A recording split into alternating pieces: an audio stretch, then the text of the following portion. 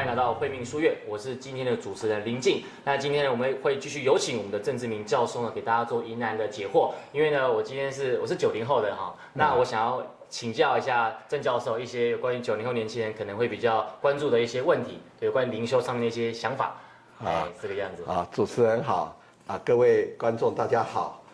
那我们今天的主题呢是有关于灵魂不灭这一个议题哈。那我想请教郑教授，在我们人死后，灵魂会到哪里去呢？这是我们比较好奇的地方。好，这是一个非常重要的一个问题这也是早期人类活在这个世界上的时候意识到的一个问题我们上一集有提到这个万物有灵好，那人死后是不是生命结束了，生命也就结束了如果说我们从万物有灵的说，那么人死后灵会到哪里去呢？人类花了几千年的时间在思考这个问题，而这个问题呢，就发展出我们一个很重要的文化，就是殡葬文化，就是要去埋葬人早期当然可能更早一点人跟动物一样，死了就随便抛弃在荒郊野外，我想这个时候就不需要去掩埋尸体。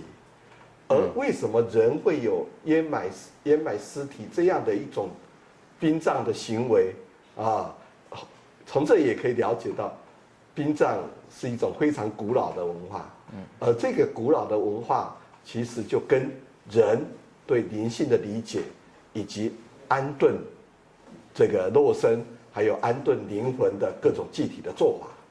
好，首先就是说，这个肉体是绝对会消失的人再怎么样的修行都不可能这个肉身不灭，所以死亡是人要去面对的，而且是从古到现在人要去面对的死亡。但是死了以后，是不是就一了百了，什么都没有了呢？还是死后我们有一个未来来世或者永生的这个需求？对那么各个宗教其实都有这种永生的概念。比如说基督教的永生，就死后我们的灵魂回到上帝的身边那同样的，各个宗教也都有人死后肉体掩埋了，但是灵魂会到另外一个世界去。好，在原始时代为什么有殡葬文化？他们渴望灵魂还会再生，或者灵魂还会再来。这个最大的例子就是那个秦始皇死后他那么大的这个地下皇宫，有那么多的兵马俑。对，就是说秦始皇的灵魂再来，他可以成为地下皇宫的主宰，对，还依旧过着生前这样的豪华的生活，这就是他的一种想法嘛。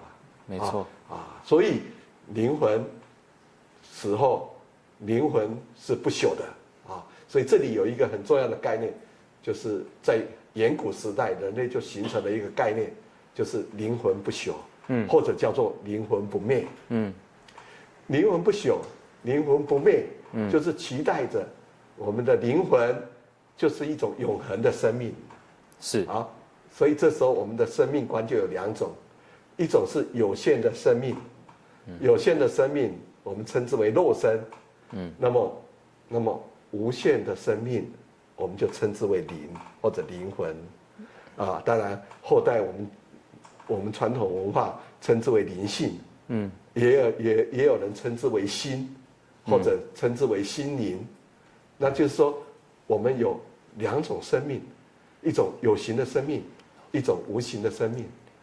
有形的生命当然它存在的时空有限，但是这种无形的生命可不可以跨越时空，永恒长存那这个当然就是所谓的灵魂不灭或者灵魂不朽的渴望。而这个渴望呢，就展现在对死后灵魂的归宿的这样的一种想法里面。好，死后灵魂到哪里去了呢？在原始文化里面，我们透过一些出土的材料的考证，我们发现，在早期人类有3种想法。一种想法呢，就是天上。当然天地人嘛，那我们有3界的概念，就天界、地界跟人界。好，那么人的生命死后到天界去。这是一个说法。第二个说法呢，就是人的灵魂到地界去。也就我们讲的黄泉，因此就是地下有另外一个世界。对。第3个就是人间，就死后灵魂还是停留在人间里面。那人间里面不是有很多洞窟吗？是所以像道教讲的洞天福地。那就是说，甚至古老的还有山，人的灵魂可以回到山里去。所以有山神，太上虎经管这些鬼灵所以灵归这个泰山，归这个东岳大帝来管这个都是古老的一种传说。是所以基本上我们死后大概有3个地方对，就是天界、人间、地界只不过他们到这3个地方做什么呢？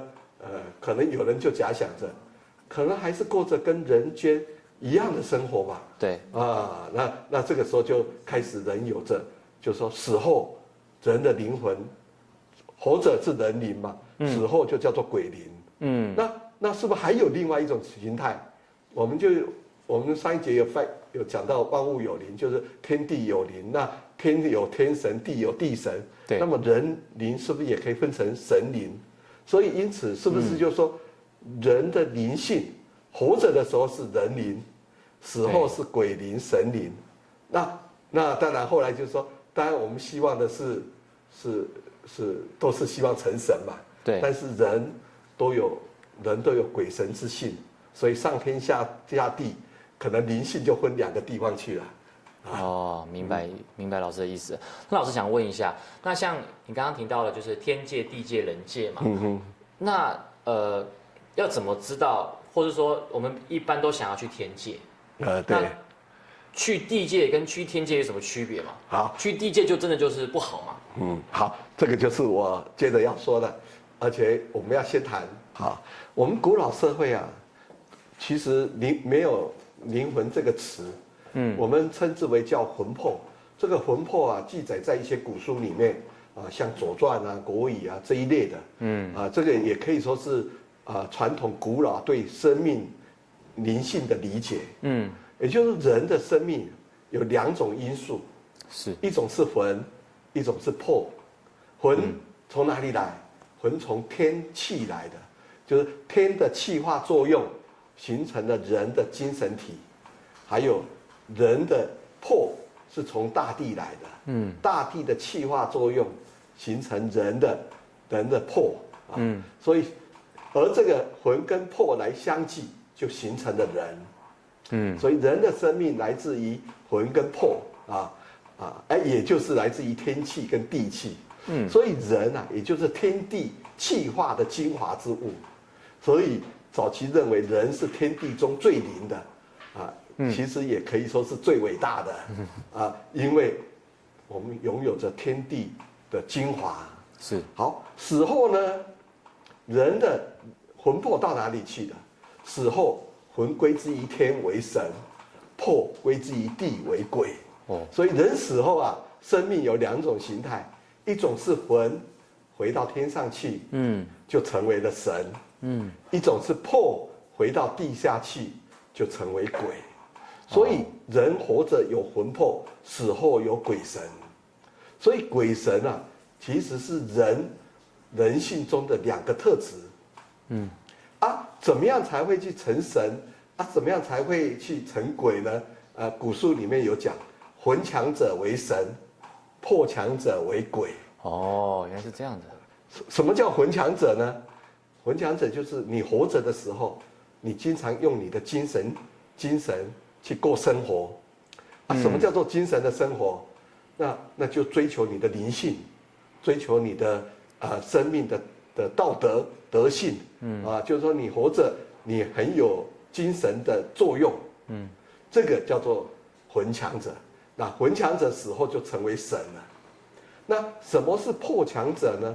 破强者就是我们的肉体的享受、感官的享受，就追求肉体的各种感官。那这个时候就有各种的欲望。那人靠着欲望而生活，那这个时候啊，也可能会有很多的过错形成。所以在精神上我们会导向于善，而在欲望上我们会形成很多的恶。所以人性中也可以有性善有性恶的部分。那性善的部分就成神，性恶的部分呢就成鬼。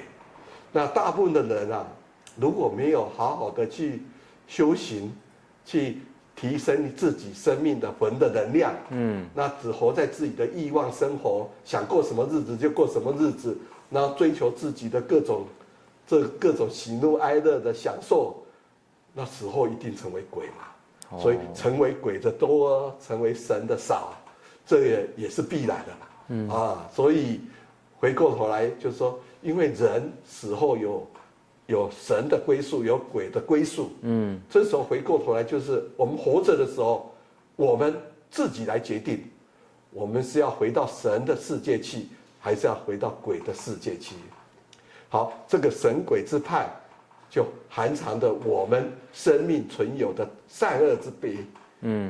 就是我们要弃恶向善，而弃恶向善其实就是生命心性的修持，也就是我们灵性的终极归宿。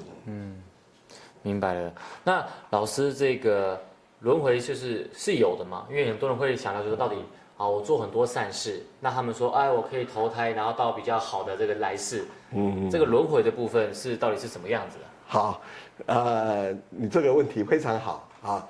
这也就是这轮回的概念，也就在古老的这种灵性不灭中想出来的。好，那如果灵魂是不灭的，那灵魂怎么样用什么样的方式来存在呢？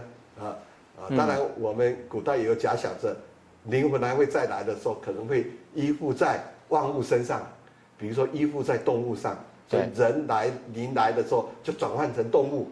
这个在古老的神话里面很多，比如说像鱼啊，死了以后就变成了黄熊啊，这些说法都等于说灵性依附在万物里面。甚至我们后来也继承了这种想法，比如说以前我们在家里有这些小动物，螳螂啊什么过来，他说你不能杀它，是祖先变成了弹簧回来了，这个也是一种说法所以就等于说人的灵性可以依附在各种万物身上，这个是非常古老的神话。但是在印度就慢慢发展出一种轮回转世之说。就是说轮回灵性是不灭的，但是它可以不断的轮回转世，不断的投胎，然后转化成人，所以我们就会有不同的前世今生。这种说法本来是印度的。本来中国没有这种说法，中国佛教、道教认为人就是天地的气来聚嘛，而这个聚是偶然的嘛，偶然来生，然后死了以后就回归天地了嘛，所以就没有这个所谓这个灵魂是不是可以不断的轮回，然后不断的再生，就没有这种想法。但是印度传过中国以后，他的这个思想很快的就被我们广泛的接受，所以我们现在的这个轮回转世之说也就变成了非常的一种普及的现象所以我们常说你轮回转世多少世不过我们也受到这个佛教的这个六道轮回的说法，对，也就是说依照你的善恶，你死后的归宿是不一样的。那死后的归宿我们刚才讲只有天地，对不对？那是我们中国传统的说法，在佛教它就有六道轮回。如果你有修行的话，你就可以回到天道去那可以不必再来人间那另外一种就是可能有畜生道啦、恶鬼道啦，还有地狱道啦，种种，那就表示说你在人间你没有做善，甚至为恶。甚至你只是好吃懒做，欲望无穷，那你可能就会有恶报啊。那后来在印度啊，就发展出这个天堂跟地狱这两种说法，啊，那就善有修持的人就到天堂去，那为恶多端的人，或者是没有修行，然后靠意外行事的人，他死后就到地狱去，那老师想问一下，刚刚你有提到说天界、地界就是所谓的天堂跟地狱吗？还是这两个是不同的东西？天界、地界这是我们东方的说法，只是说到了佛教，它把它复杂化了。对，基本上还是一样的逻辑，天界、地界的逻辑只不过它中间还有一个轮回转世的问题，就是除了天堂、地狱以外，你还有一个地方去，那就是你另外投胎转世。因为像佛教是说天堂跟地狱嘛，鼓励人们向善。那像它地狱有所谓的18层地狱，然后每一层都有不同的这个惩罚的这个很可怕的方式。那这些东西是真的吗？还是说它只是为了要去人向善，所以故意把它讲的比较恐惧感这样一点？我们对于神话，千万不要去问真的假的，因为神话它就是一种思维的模式，它透过我们的各种文化的体验，来用我们的生活去描述一个想象中的一个世界，那这个世界存在着我们在想象里面的真实，它反映了某些我们心灵的一种想法，转换成一种存有的实践的模式。好，那么这个还是回到善恶来说了，那么善的人他可能就回到天道，或者是到人间轮回，这个我们叫做天道跟人道。这天道跟人道基本上都是属于善的，那另外还有恶的，恶的就比较多，恶的你就可以转换成各式各样的，然后你要再回到人生，或者是要回到天道是不容易的。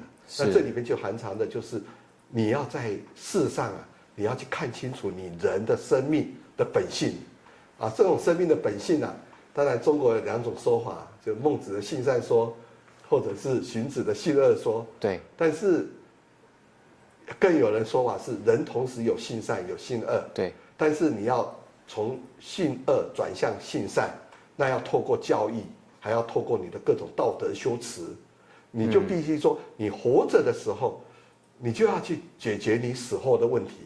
这个我把它称之为叫以生治死，就是死亡很可怕，但是你活着的时候就可以解决你可怕的死亡归宿的问题，那就是你活着要怎么样？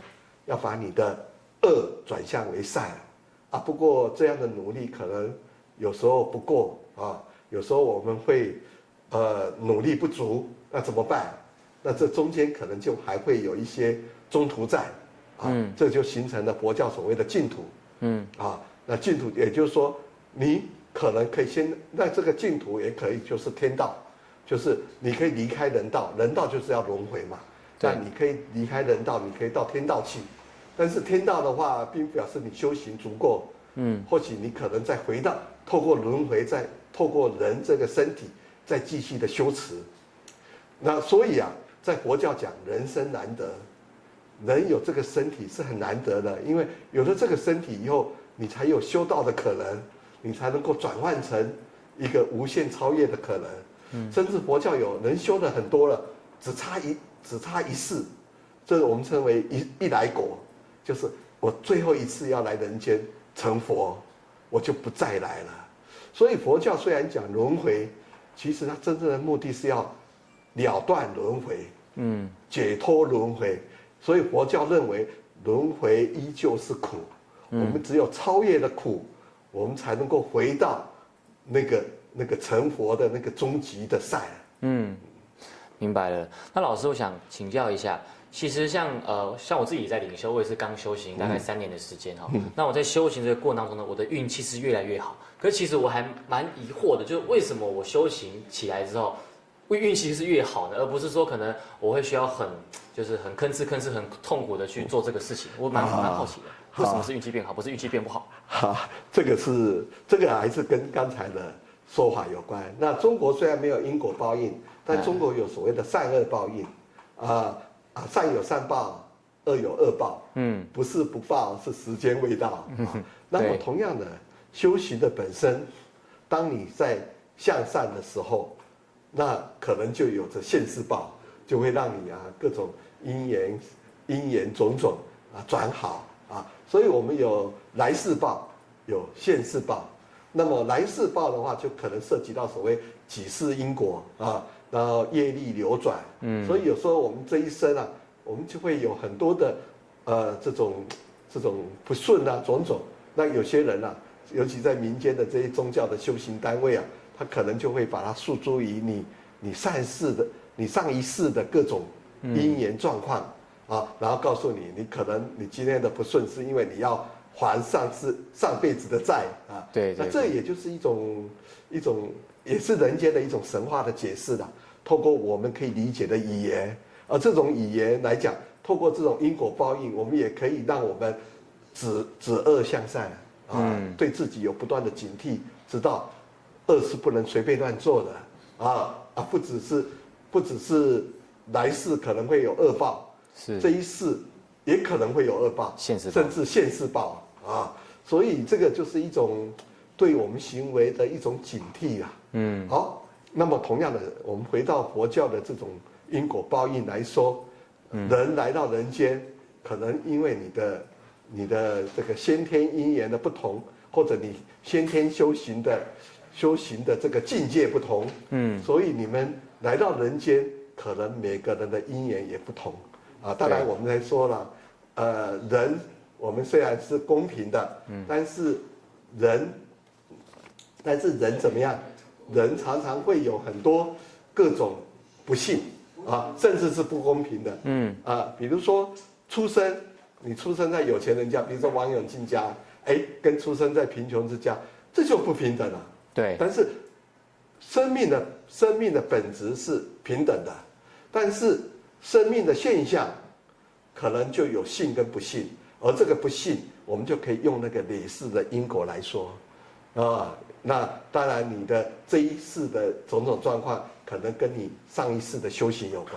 所以等于说，如果你上一世修行到天道，但是天道的话，你可能还不是修行到成佛的阶段，对，那你还没成佛，但是你的灵性是比较高的，那你可能会趁愿再来，你希望到人间来，继续的修行，那在这种情况下，因为你是有着上辈子的各种善果善因来的，所以你在人世间的这种体会领悟，就可能跟一般人不一样。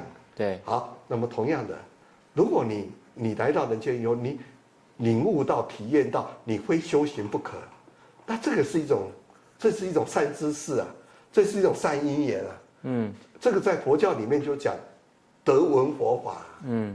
其实有些人是上辈子善根很足，但是我们在母亲怀孕的过程中呢，就会因为夜风袭击，出生的时候就全世都忘光了。但是没关系，佛教认为得闻佛法，就是说，当你一闻到的时候，你的心性马上就可以被恢复起来，然后你马上就有一个理想而方向的一个方向可以去修行。好，那么同样的，如果你是善知识，那么你就有一些善因缘，而在这些善因缘中，你就会回归到你原有的这种灵性的脉络里面。当你回归到自己原有的灵性脉络里面，那当然你就回到了善有善报、恶有恶报的里面当你止恶向善的时候，那你的报应就越多，那它就会反映在你的生活上，使你更幸运。那有一些人他是前世的因缘强，所以他这一世可能都很顺利。